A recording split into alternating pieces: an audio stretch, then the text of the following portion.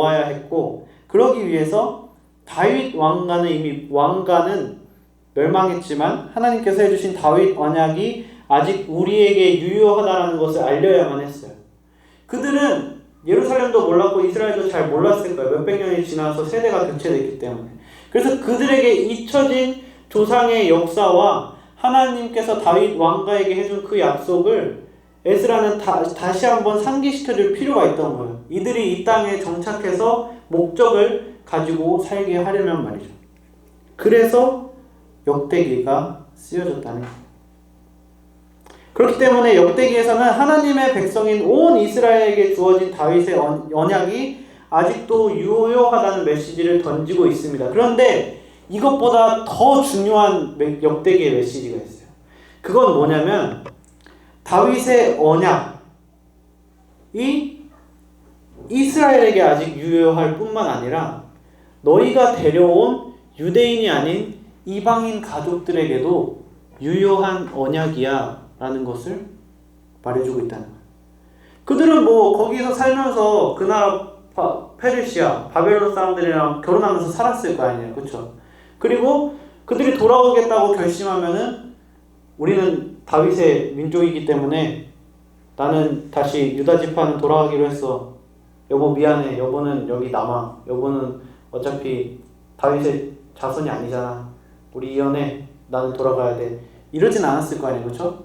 자기 처자식 다 끌고 돌아갔겠죠. 그러면 거기 대부분의 사람들은 섞여 있을 거예요. 거기는 유대인도 있을 거고 페르시아 사람도 있을 거고 바벨론 사람도 있었겠죠. 그 상황에서 역대기는 돌아온 너희뿐만 아니라 너희가 데리고 온 이방인들에게도 하나님이 하신 다윗의 언약이 적용돼 라고 말하고 있는 게 역대기라는 거예요. 그것이 사무엘과 열왕기 그리고 역대기를 구분하는 기준에 엄청나게 크게 작용하는 구분점 중에 하나예요. 역대기의 포인트는 유대인뿐만 아니라 이방인에게도 하나님이 약속하신 다윗의 언약이 적용돼라는 말을 말이죠. 그것을 이제 오늘 본문에서는 어떻게 알 수 있는가? 오늘 본문에서는 그 암시를 기브온 산당을 언급함으로써 표현하고 있어요. 여러분, 기브온은 이스라엘이 아닙니다. 이방이에요. 기브온은 성전이 아니고 그리고 산당입니다. 예루살렘 성전이라고 하죠. 기브온은 산당이라고 말해요. 쉽게 말하면 이방신을 섬기는 그런 신전 같은 거예요. 하나님을 섬기는 성전이 아닙니다. 기브온은 산당이에요. 그런데 역대상 16장에서는 이방신을 섬기는 산당을 예루살렘과 동급으로 굉장히 중요하게 언급하고 있습니다. 먼저 오늘 본문 37절과 39절을 보면 예루살렘과 기브온 산당에 동일하게 하나님께 제사드리는 성막이 존재했다라고 말해요. 산당에 성막이 존재했다라고 말합니다. 예루살렘과 동일하게. 또한 39절을 보면 기브온 산당의 제사장으로 사독이라는 사람을 임명했어요. 사독은 사무엘이 죽은 후에 사무엘서를 이어서 쓴 나단과 함께 솔로몬에게 기름을 부은 그런 엄청난 제사장 중에 한 명입니다. 또한 구약에서 사독은 다윗을 충실하게 지지하는 지지자로 자주 표현이 돼요. 즉 굉장히 중요한 제사장이라는 뜻이죠. 그런 굉장히 중요한 제사장을 예루살렘이 아닌 기브온 산당에 있는 성전의 제사장으로 세웠다라는 사실입니다. 그만큼 기브온 산당을 지금 역대기에서는 중요하게 바라보고 있다라는 거예요. 또한 41절에서 예루살렘의 제사장으로 세워진 아삽과 동급으로 나오는 헤만이 기브온 산당의 성막 찬양대로 편성이 됩니다. 만약에 이제 내가 다윗이고 찬양대를 편성한다면 당연히 1군은 예루살렘에 넣겠죠. 그리고 2군이나 3군을 이제 다른 데 편성을 하겠죠. 제일 잘하는 사람들은 제일 좋은 곳에 넣을 거 아니에요. 그런데 예루살렘과 동급으로 기브온 산당의 인원을 편성하고 있는 모습을 지금 성경 우리에게 계속 보여주고 있는 거예요. 38절과 42절을 보면 예루살렘과 기브온 성막 문지기는 둘 다 여두둔의 아들로 세웁니다. 같아요. 이것들은 그냥 무의미하게 작성된 것이 아닙니다. 확실한 목적을 가지고 이 두 군데를 동급으로 배분했다라는 정보를 전달하고 있는 겁니다. 게다가 기브온에서 하나님께 제사를 드리는 이야기는 이 역대기를 제외하면 열왕기상 3장에서 솔로몬이 1000번제를 드릴 때 단 한 번밖에 나오지 않아요. 왜냐하면 그 산당이라는 것 자체, 그리고 기브온이라는 이방 땅은 그렇게 좋은 게 아니에요. 오히려 좋은 것이 아니고 좀 부정한 것. 이방신의 산당은 부정한 이미지를 가지고 있어요. 그래서 열왕기나 사무엘서는 거의 언급조차 하지 않아요. 단 한 번밖에 언급되지 않습니다. 그런데 그것과 똑같은 역사를 말하는 역대기, 후대에서 쓴 역대기에서는 굉장히 중요하게 기브온 산당을 예루살렘 성전과 동급으로 지금 계속해서 언급하고 있다라는 사실입니다. 그렇다면 왜 역대기 저자는 더러운 이방신을 섬기는 그 산당에 하나님의 성막을 두었고 그 성막을 유대인의 신장과도 같은 예루살렘의 성막과 동등한 위치에 두고자 하는가? 그것은 바로 유대인 혈통만이 다윗의 언약에 해당하는 것이 아니고 이방인일지라도 하나님을 진정으로 섬기는 사람들은 다윗의 언약에 포함될 수 있어 라고 터전을 버리고 지금 다시 예루살렘에 돌아온 그 사람들을 위로하고 그 사람들에게 용기를 주기 위해서 이렇게 역대기를 써내려 하고 있다는 사실이에요.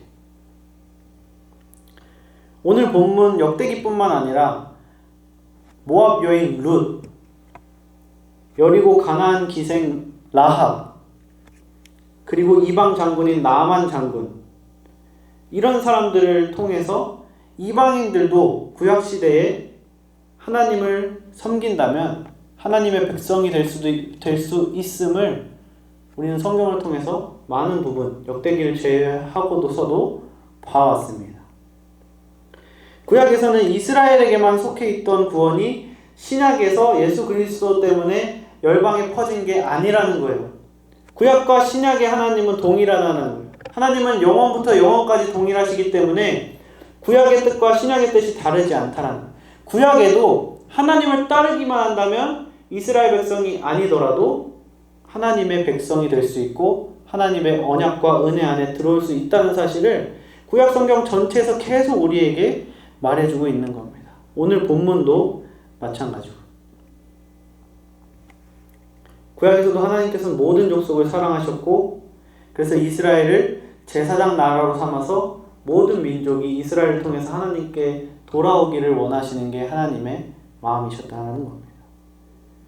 그렇기 때문에 하나님 앞에 나아가고자 하는 사람은 신분의 차별 없이 누구나 나아갈 수 있게 된 거예요. 내가 유대인이 아니어도, 내가 죄를 많이 짓는 사람이어도, 내가 전과자여도, 내가 툭하면 폭력을 쓰는 사람이어도 하나님은 내가 돌아오기를 기다리신다. 역대기는 너가 착한 사람이 아니고 너가 유대인이 아니라고 하나님 안에 들어올 수 없다고 생각할 필요 없어. 성경은 하나님은 모든 사람을 받아주시고 모든 사람을 위해서 은혜를 주시려고 기다리시는 하나님이야. 그러니까 힘내서 우리가 이 터전에서 다시 이 터전을 일구고 터전을 일으켜서 우리 이스라엘 백성이 다시 힘을 합쳐서 일어나자 라는 것이 역대기의 핵심 중에 하나라는 사실이고 우리가 오늘 보는 세 가지 포인트 중에 하나라는 사실이에요. 이제 말씀의 결론을 맺겠습니다. 우리는 지금까지 성경이 말하는 다윗이 공식적으로 정립한 진정한 예배 요소들에 대해서 살펴봤어요. 찬양의 자유, 직분의 자유, 신분의 자유였습니다. 무엇으로든 하나님을 찬양할 수 있고 모든 사람이 서로가 서로를 도와야 하고 원하는 모든 사람은 믿을 수 있는 자유. 그것이 바로 오늘 구약 역대기가 말하는 예배의 자유였어요. 다윗이 제정하고 정립한 예배의 자유의 세 가지 포인트였다는 사실입니다. 그런데 이러한 형식들보다 더 중요한 게 있어요. 이러한 진정한 예배의 요소들 다 중요한 건데 이 예배의 세 가지 요소는 한 방향을 향해 나아가고 있습니다. 그것은 무엇인가? 아까 우리가 그 사이에 4절부터 42절이 있다고 그랬죠. 그 4절부터 42절의 메인 포인트 8절부터 36절에서는 다윗이 감사 찬양을 합니다. 그 감사 찬양의 핵심 포인트는 하나님이 이미 하신 일에 대한 감사였어요. 앞으로 우리를 책임져 주실 거야. 우리가 이제 하나님의 언약궤를 갖다 놓고 성전을 완성했으니까 이 성전에서 하나님이 우리를 돌봐주실 거야가 아니고 지금까지 지내온 것 주의 은혜라 라는 찬양을 계속한 거예요. 8절부터 36절까지. 하나님이 이미 행하신 일에 대한 감사 찬양을 하는 예배를 드려야 한다. 너희의 그 자유로운 예배는 하나님이 우리를 위해서 이미 행해 주신 것들을 감사하는 예배가 되어야 한다라는 것이 오늘 그 세 가지 자유로운 예배가 향해야 할 한 가지 방향이라는 거예요. 8절 그 찬양의 시 역대상 16장 8절에서 36절 그 사무엘은 없지만 역대기에 삽입된 그 찬양의 포인트는 8절에서 그가 하신 일을 만민에게 알리라고 합니다. 이미 행하셨던 과거의 일을. 또한 13절에서는 그의 행하신 기사와 이적과 법도를 기억하라라고 말해요. 이미 하나님이 해주셨던 것을. 15절에서는 그의 언약을 영원히 기억하라고 말하고 24절에서는 그의 영광과 기이한 행적을 모든 민족에게 선포하라라고 하고 31절, 32절에서는 모든 나라 중에 여호와의 통치를 즐거워하라고 말하면서 35절에는 하나님께서 구원하심을 감사하고 영광 돌리라고 말합니다. 즉 하나님께서 지금까지 우리에게 역사해 오신 일에 대해서 이미 베풀어 주신 은혜에 대해서 감사하는 것이 너희가 앞으로 지켜나가야 할 예배의 핵심 포인트다라고 다윗이 정해주고 있는 거예요. 다윗은 앞으로 이루실 그 언약의 희망을 갖고 미래의 소망과 우리의 기도를 들어주실 것에 감사하라고 말하고 있지 않아요. 다윗은 하나님께서 이미 하신 일, 우리를 위해서 하신 일, 우리의 조상과 과거에 이미 맺으신 언약, 이스라엘 넘어 모든 민족을 향한 그 언약과 은혜, 그것에 감사하라고 말합니다. 그러므로 진정한 예배란 무엇인가? 하나님께서 우리에게 이미 행해주신 일들에 감사하고 그 감사하는 마음을 자유롭게 표현하면서 즐겁게 드리는 것. 그것이 다윗이 정립한 진정한 예배라는 사실입니다. 이 시간 우리 함께 반주해 주시고 오늘 들은 말씀을 위해서 잠시 기도를 하기 원합니다. 우리가 지금까지 미래를 위해서 하나님 이거 해주세요, 저거 해주세요, 이렇게 책임져주시고 나 이렇게 했으니까 저렇게 해주세요 라는 기도를만 해왔다면 오늘 말씀을 듣고서 하나님 과거에 나에게 이런 은혜를 베풀어 주셔서 감사합니다.